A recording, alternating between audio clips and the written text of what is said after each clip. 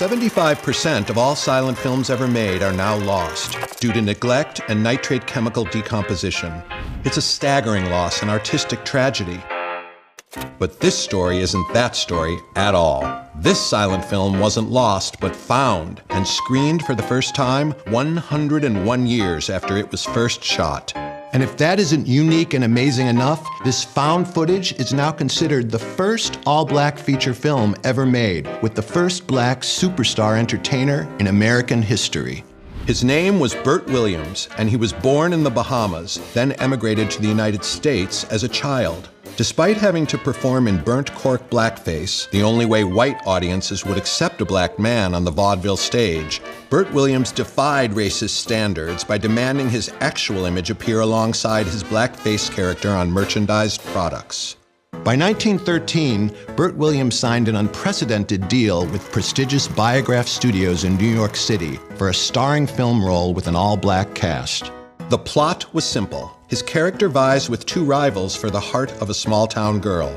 But if the plot was simple, the footage shot was radical and still recognizable as such today. When she saw it, cinema studies professor Brianna Brown was stunned. First of all, I didn't even know this film existed. It's incredible to see something that takes back the narrative, rewrites history, flips every stereotype on its head. There's even more flipping in the surviving raw footage. Here's William Chappelle, Bert Williams' valet, applying burnt cork. Code switching in action. He may be in blackface, but still gets the star treatment. And here he is directing director Edwin Middleton. Traffic cop.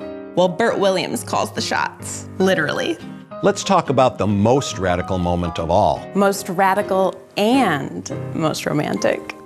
A kiss between the two leads, played not for laughs or mockery, but with tenderness and affection. Talk about landmark. In 1913. You don't see this in a major studio movie for another half century, at least. You didn't see it in 1913 either. That's the heartbreak, that this film stayed unfinished. Convinced white audiences would shun a story that depicted black experience with dignity and respect, Biograph shelved the unassembled footage.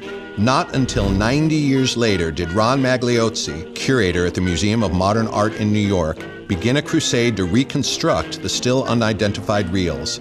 Ron used facial recognition technology to identify long-forgotten leading lady Odessa Warren Gray, matched on-camera fire hydrants with those used only in New Jersey to determine the site of location shooting, and hired a professional lip reader to discover how, in this scene where Bert Williams confronts rival suitors, his improvised dialogue drops a half-dozen F-bombs. It took 10 years to complete, but the newly titled Lime Kiln Club Field Day premiered in 2014. By then, Bert Williams had been dead for almost a century, felled by poor health and soul-sapping oppression. The funniest man I ever saw, and the saddest man I ever knew, said fellow comic W.C. Fields of Williams, whose funeral brought thousands of fans, black and white, to pay their respects. It's a sad story with a happy ending. The film Biograph wouldn't let the public see now survives with all its production footage, the only silent film to do so. It took 101 years, but this lost film has been found for keeps.